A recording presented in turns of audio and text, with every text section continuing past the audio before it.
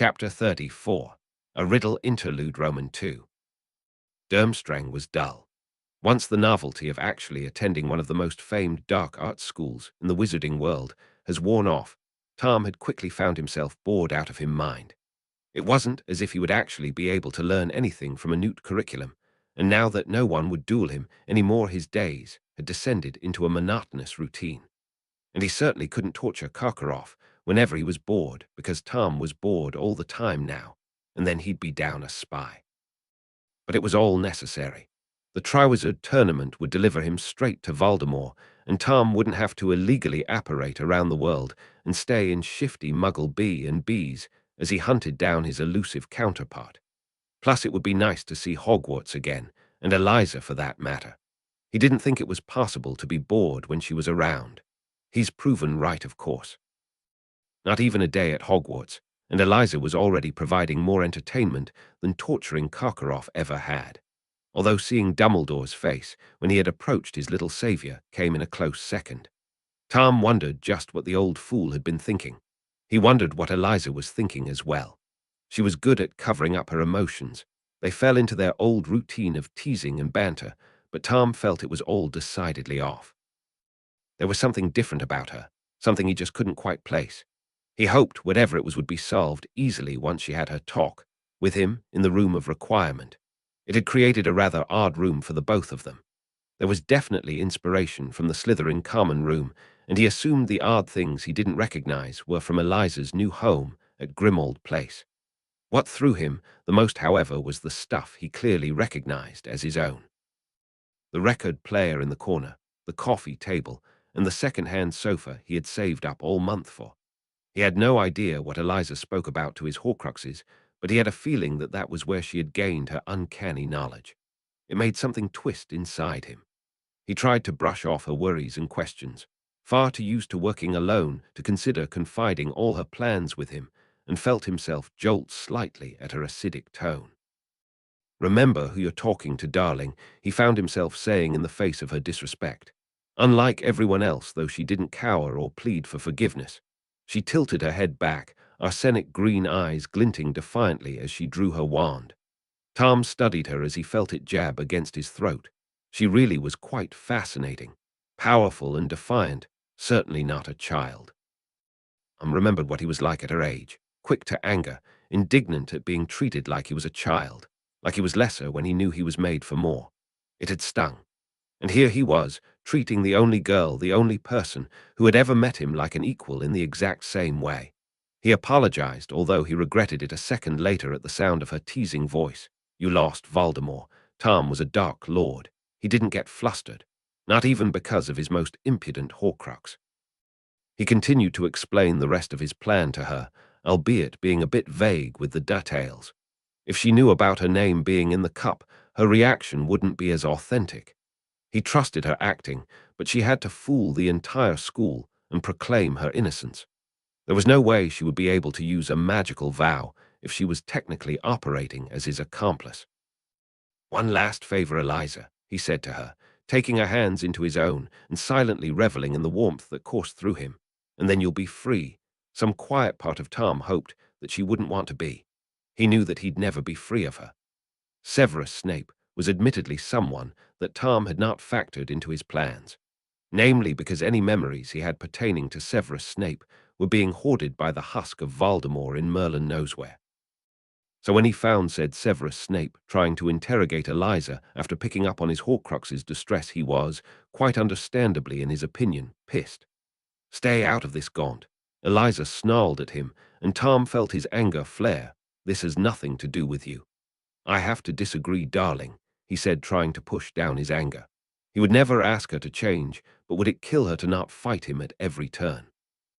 Here he was, trying to bloody protect her, and she's snapping at him like an indignant hippogriff. What right did she have to go spilling his secrets to whatever pseudo-family member she picked up next? They didn't need anyone else. They were fine on their own without meddling little spies masquerading as dungeon bats. "We can't just Barney and Clyde our way through this. We need allies, and we can best secure them through people who are loyal to me." She had a point, but loyalty could always be bought. Tom had stopped putting much stock in things like that years ago. He could always just kill the man. That would solve Tom's problems, but he had a feeling it would just cause more problems with Eliza instead. At least, Eliza conceded to letting him check her dear professor's mind. With barely a twitch of his fingers, Tom slipped inside the professor's mind. He could tell how hard it was for the man, a rather brilliant Occlumens, to let Tom have unrestricted access to his mind, and Tom tried to respect his boundaries as much as he could. He'd had Dumbledore try to snoop in his mind often enough to know how violating it was when the darkest corners of your mind were ransacked. Tom darted through most of Severus' memories, focusing on why he joined the cause and what he could provide. He saw how him killing the Potters, how him killing Lily had been the last straw for the man. He pretended not to see that boarded-up house in Godric's Hollow that was steeped in love and regret. He was just about to leave when a bright memory caught his attention. It was practically pulsing in agitation. "And will you, Severus Snape, vow to protect Eliza Lily Potter with your life?" "I will." Tom withdrew from Snape's mind with a crow of laughter. This was just perfect. Severus had never truly changed his allegiance from the dark, not inside anyway. And to get into the old man's good graces, he had sworn alliance to Eliza Potter, who was firmly on Tom's side. And there was no way Severus could ever betray them to Dumbledore without endangering Eliza. "Are you going to tell her, or am I?" Tom asked, with barely restrained glee. He didn't even bother arguing with Eliza when she kicked him out of the room, and instead left with a loud bark of laughter. Oh, he loved it when things worked out. Although he knew little Star was still hiding something. He just didn't know what. But he was sure she'd tell him eventually. Eliza was never the type to keep quiet about something after all. But she was keeping quiet. In fact, Tom would go as far as to say that she was even avoiding him. He had at first thought it was about the incident with Severus, but surely she would be over that by now. Tom had no idea what he had done, and he hated feeling so wrong-footed.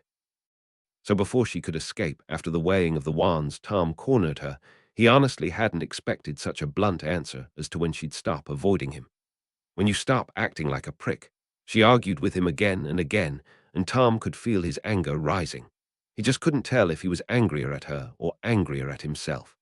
"I'm either your equal in this or I'm out," she demanded, and Tom felt decidedly off kilter. He had never given up control to anybody in his entire life, had never needed to.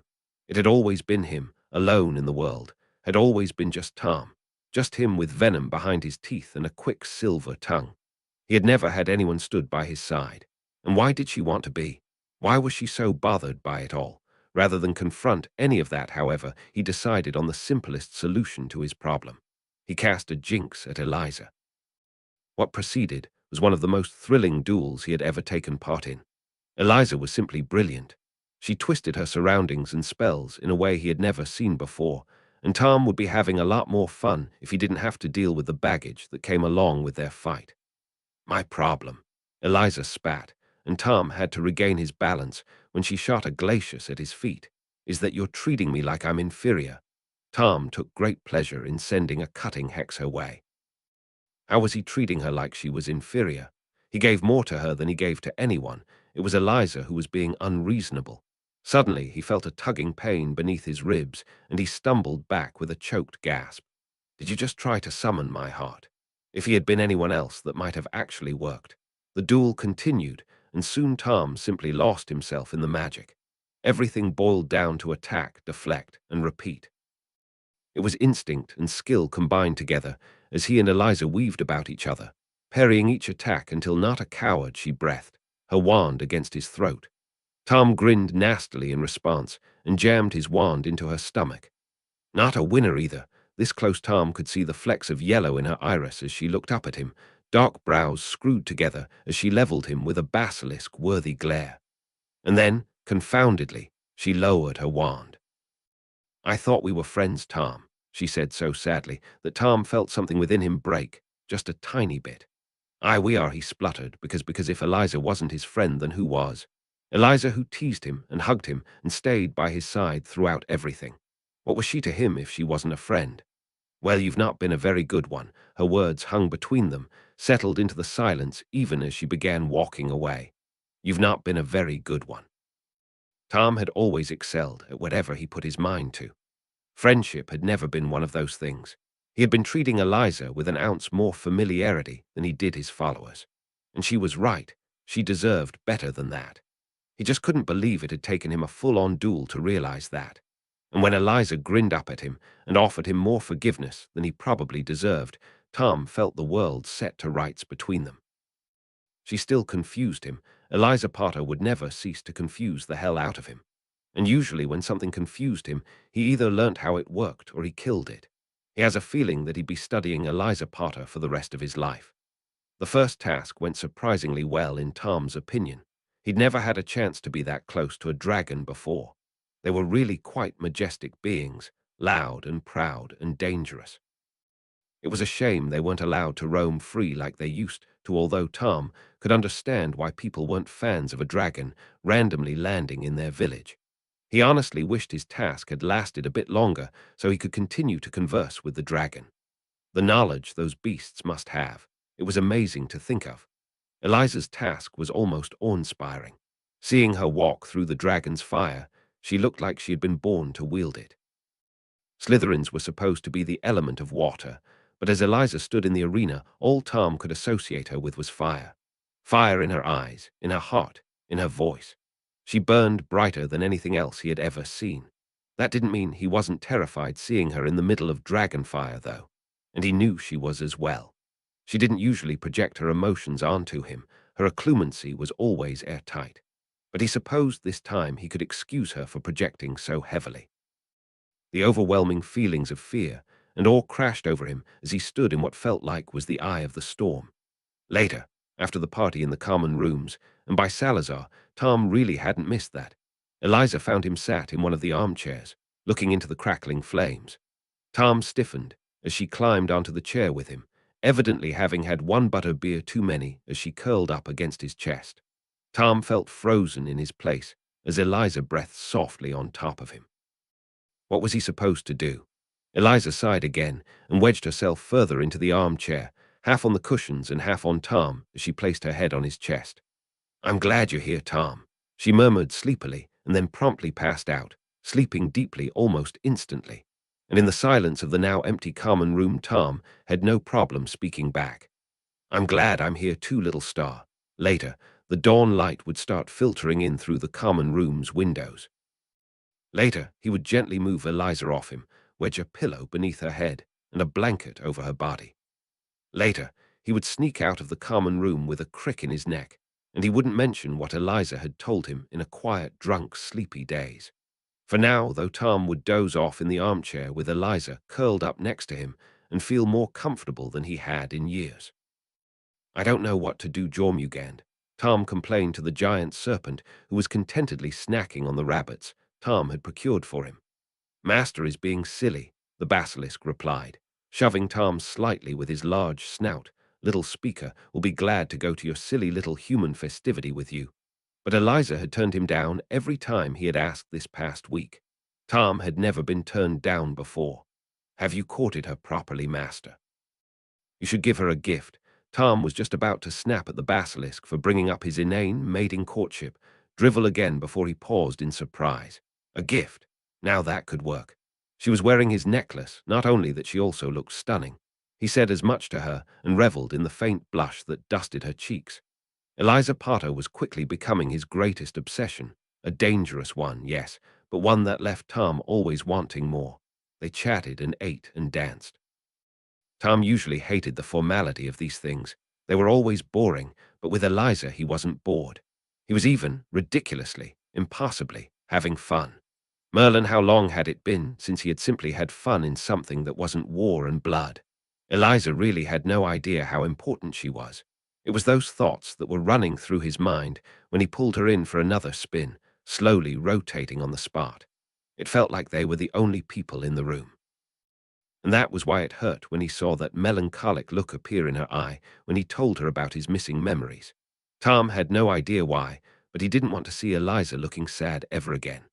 "What are you doing?" Her voice called after him as Tom made his way towards where the band was playing, a jump in his steps. Livening this party up a bit, he called back, feeling a grin pull at his lips. There were only so many times he could dance to the same old mournful waltz after all. It had admittedly been a while since he had gone to an old dance. The last time he could remember actually doing swing was at old Slughorn's slug club parties. That man had almost no morals, but what he lacked he made up for in naivety and a good taste in music. The jazz music immediately blared out across the hall, and Tom had to smother a large smile at the sound. It had been too long since he had last done this, or maybe his excitement was due to the fact that his company had never been so fascinating. He was surprised at how well Eliza actually could swing dance as they moved across the room. The world seemed to narrow down to the music behind them and Eliza's wide, crooked smile.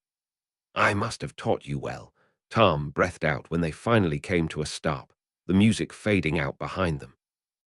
"You did," Eliza said back, and oddly Tom felt for a minute that the whole world stopped in wait of something. But as quickly as it came, the moment fell away.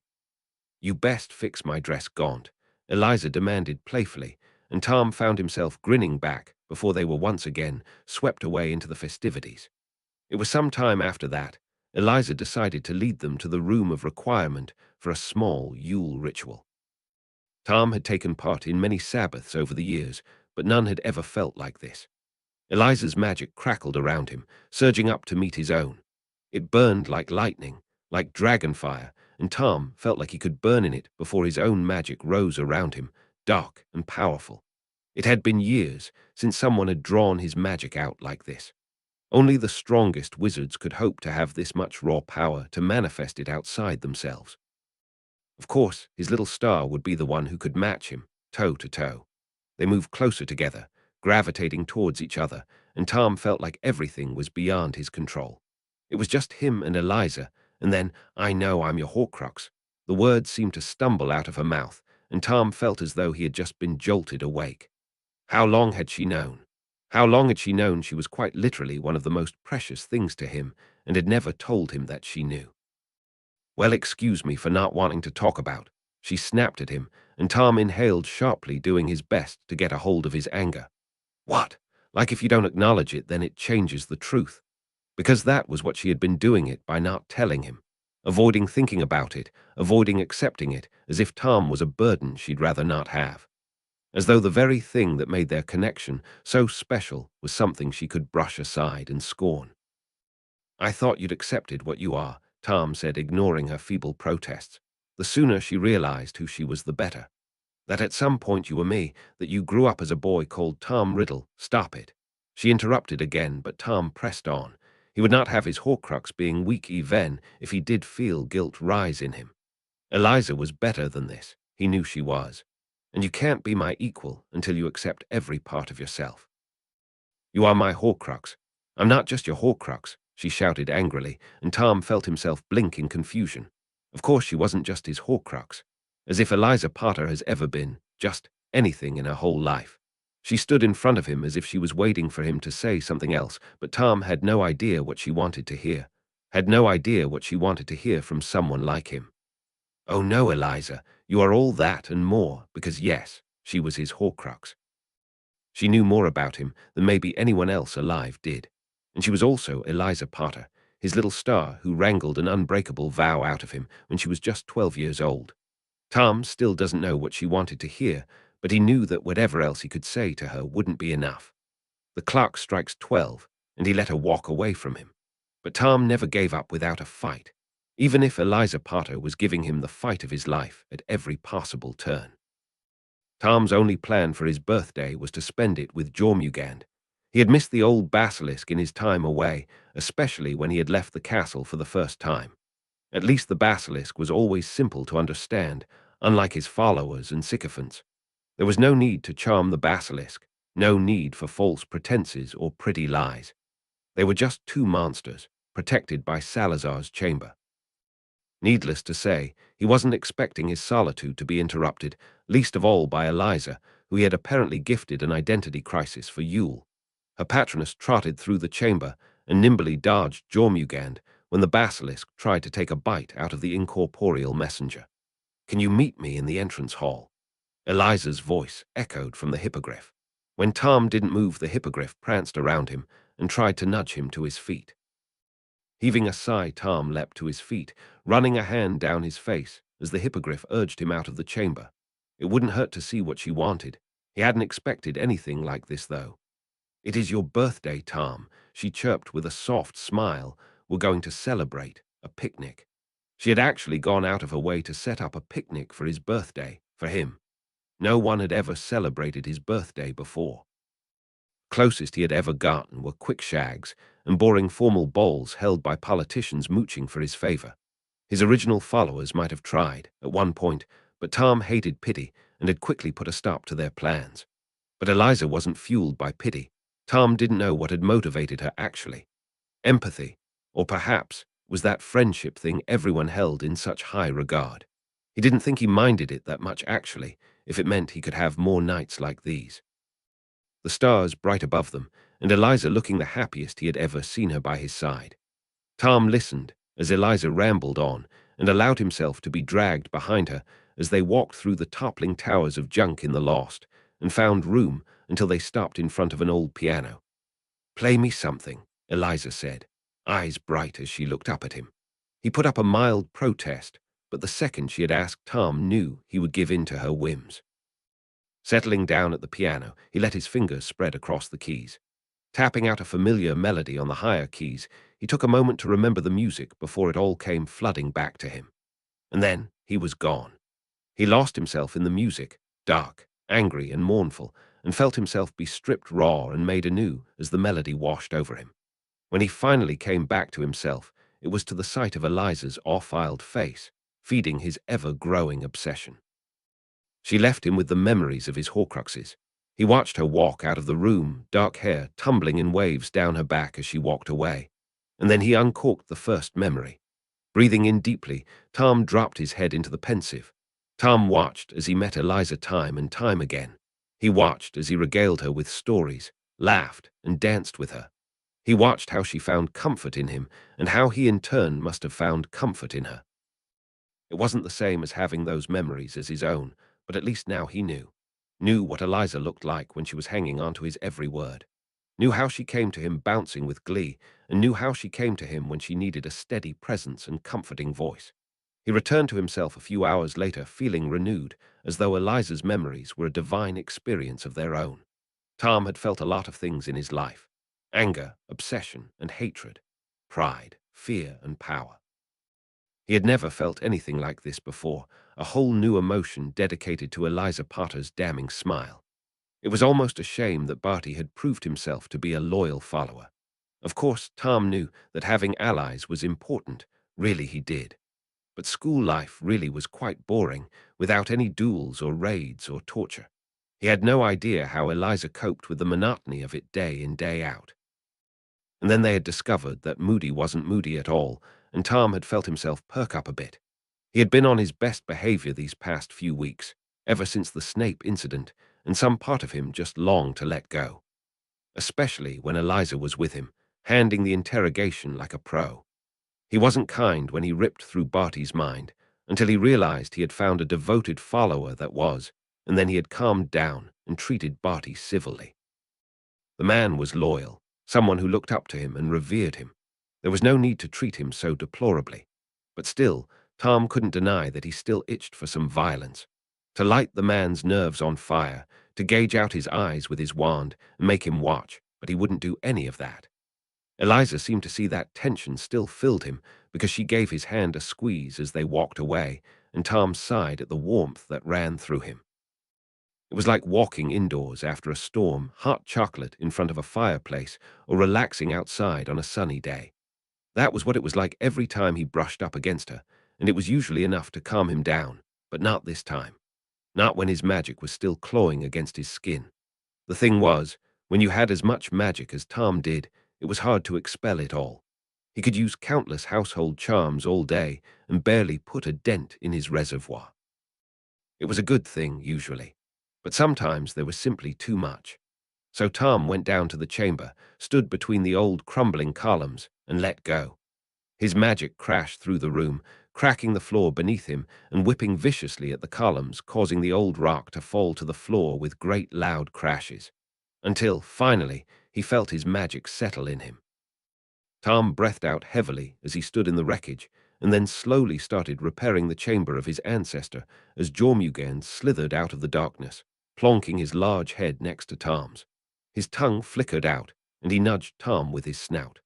"Master is agitated. Where is your little speaker?" Tom huffed a laugh and rested a hand on Jormungand's head, scratching the spot between his eyes in a way that Tom knew he loved. "Eliza can't solve every problem, you know," he hissed back, flopping down on the floor so he could rest against Jormungand's body. "Yes, but one day I will not be here, master. You will need your little mate." Tom hushed the basilisk distractedly, brushing a hand through his hair. "You know how I get with my magic Jormungand, just like Salazar. Then master needs to meditate more, like you used to do when you were a tiny hatchling." "Yes, Jormungand," Tom said, and curled up further next to the basilisk. "And master needs to enter a proper courtship with little speaker." "Whatever you say, Jormungand." Tom didn't hear the basilisk's reply. He had already fallen asleep. Names were powerful things. Names had a lot of power. If you knew a person's name, you knew their heritage. Some even say if you gave a person your name, you gave them your soul. In the old myths, names also demanded exchange, an equal give and take. The name of something he would sorely miss was Eliza Potter, and he in turn was hers. It left him with an odd sort of feeling. "I've touched your soul, Tom Riddle. My life changed the moment that we met." And even before that, Tom had to resist saying. For some reason, he felt like he had been waiting his whole life for someone like her. The second task was quite simple, really, now that he actually had a hostage to save. It's almost touching, really, that Eliza trusted him to save one of her court. He preferred the Nut Boy, but Malfoy was tolerable. He could see a bit of Abraxas in him. The wry humor was the same.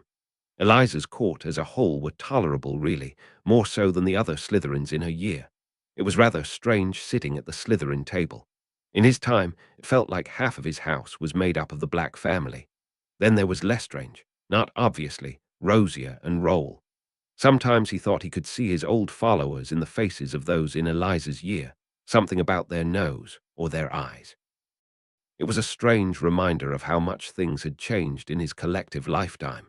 He shivered slightly as he sat on the edge of the dark. He had been the first to return with his hostage, and now he was simply waiting on Eliza. Thankfully, he wasn't waiting long. She appeared on the back of the Kelpie. A real cold-blooded, sharp-toothed, spirit-damned Kelpie, and she didn't look fazed at all. The beast was monstrous.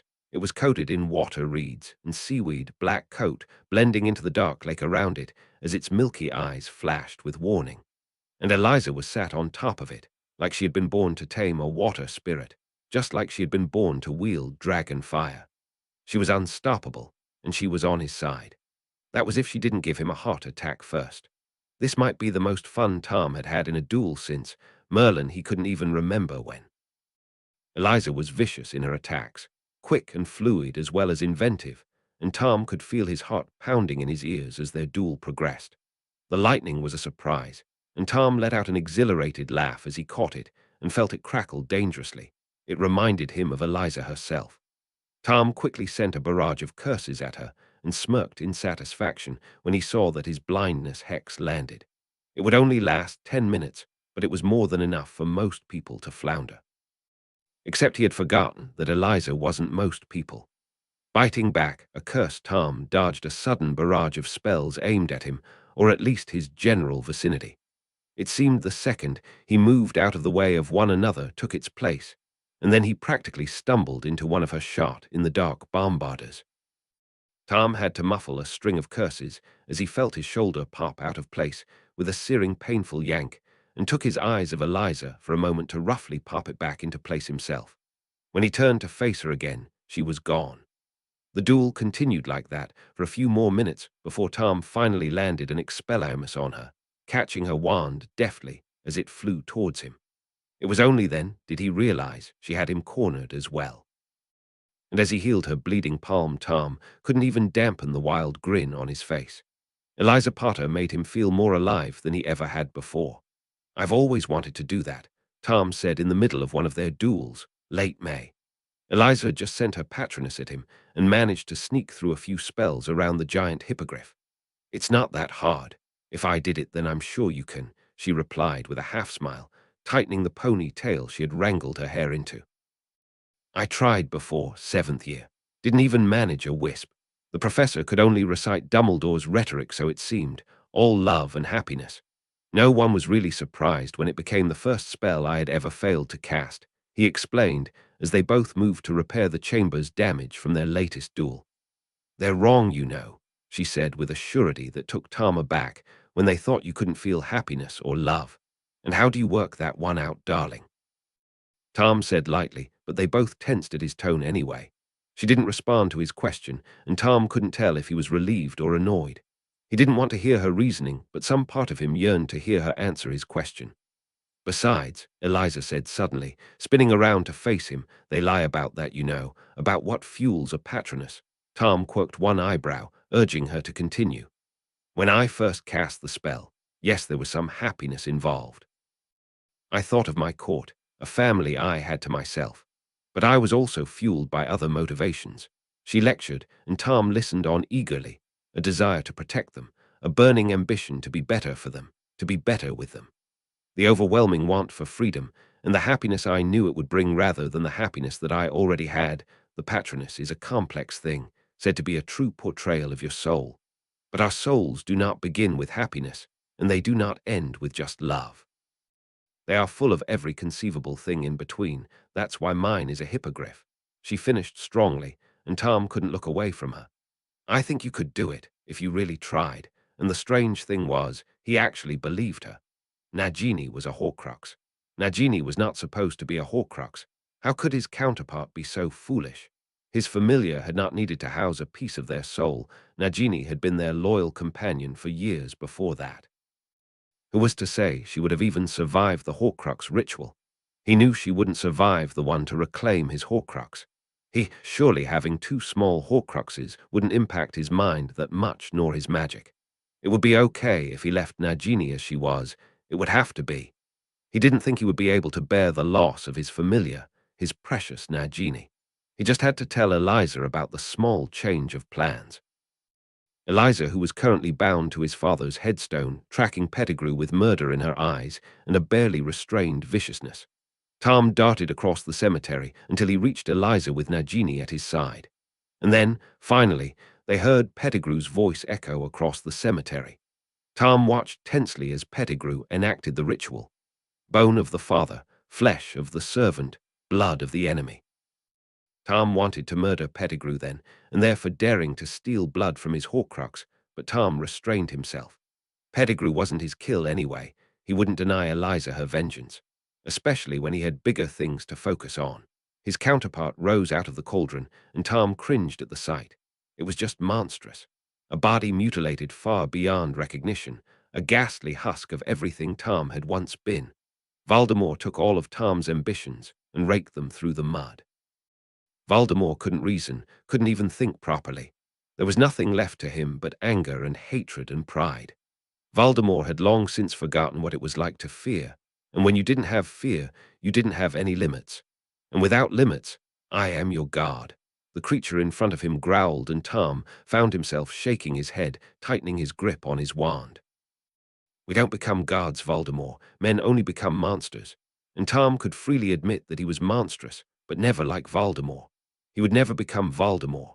He would destroy him here and now. Tom didn't know who cast the first spell. It didn't matter. All that mattered was the feeling of his wand in his hand and the magic crackling around them. The world condensed into the next attack, the next step, the next breath. React and attack, dodge and twist and turn and stay alive. Because Voldemort was shooting to kill, and Tom couldn't afford to make any mistakes. He had once chanced to do this, to start fixing every mistake he had ever made, and he would not let it go. Tom panted heavily as the duel continued. He was injured. He was flagging, and Voldemort knew it. He was being toyed with, and it made Tom burn with anger.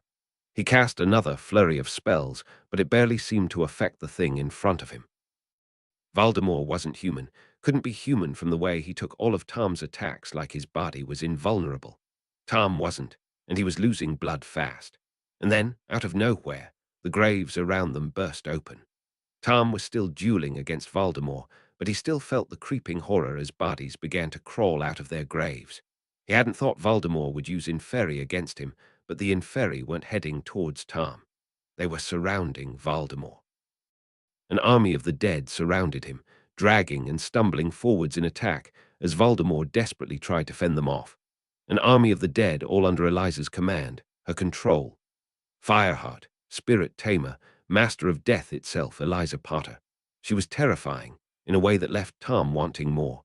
Turning back to Voldemort, who was sufficiently distracted by the inferi, Tom finally slipped a spell through his shields, Salazar's own petrification curse. The wound to his stomach gave a vicious throb as Voldemort finally fell to the ground, and Eliza stumbled over to his side. "Hello, little necromancer," Tom greeted with a wince as another vicious stab of pain shot through him. He vaguely heard himself argue with Eliza, who was peering up at him with worried green eyes, arsenic green eyes, death's eyes, and he watched blearily as she drew the ritual circle for him. As Tom lowered himself into the circle, he focused on his shuddering breathing, focused on the thump, thump, thump of his heart that echoed loudly in his ears. He was fine, he thought as he began to incant the words of the ritual. He was here, he was alive.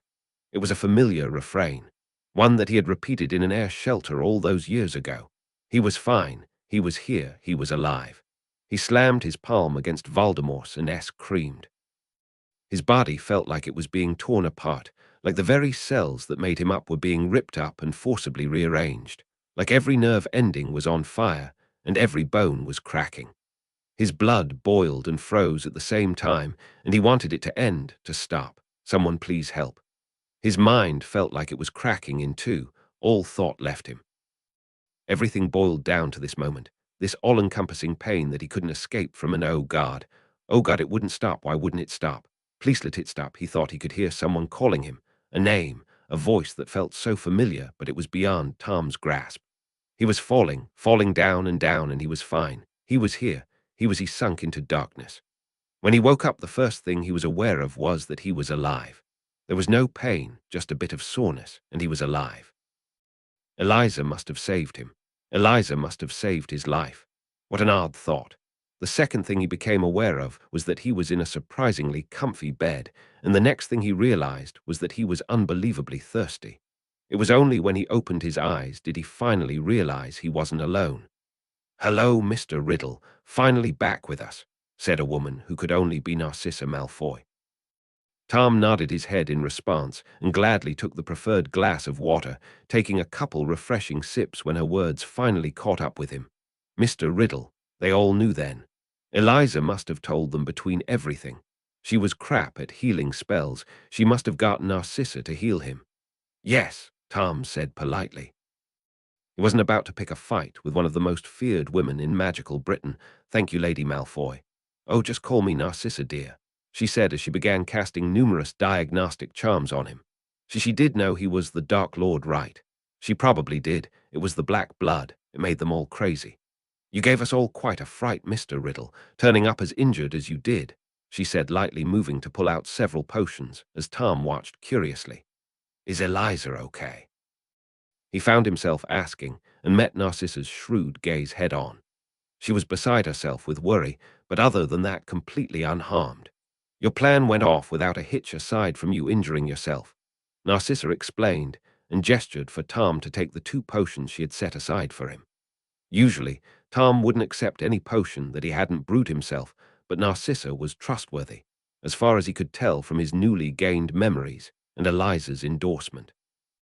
Putting aside his usual paranoia, Tom down the blood-replenishing potion and the following purifier as Narcissa nodded to herself. "How long have I been out?" Tom questioned, reaching for his wand on the dresser. Narcissa eyed him carefully, but allowed him to place the wand by his side. 5 days or so. Eliza should be here soon. She's been by your bedside every day." No sooner had Narcissa said that did the menace herself burst into the room with a blinding smile. "Tom!" She yelled and threw herself onto the bed with a delighted laugh that made Tom's breath hitch as he listened to her ramble on. She really was something quite special. "I'm an accidental necromancer, as of right now actually, even if she didn't recognize it yet. I thought you'd like to be rid of me for a while," she joked, and Tom found himself shuffling closer to her almost instinctively. "Oh, darling," he said, and tucked a stray strand of silky hair behind her ear, her bright eyes never leaving his own. "How could you expect me to stay away?" And then, Far more softly than he ever thought himself to be capable of, he pressed a kiss onto her forehead and felt her breathing stutter beneath him. And the Dark Lord shall mark them as his equal. Goodbye, little star. He could feel her burning gaze on him as he walked away, but he refused to let himself turn around. He had a feeling he was going to have a very busy summer, for neither can live while the other survives.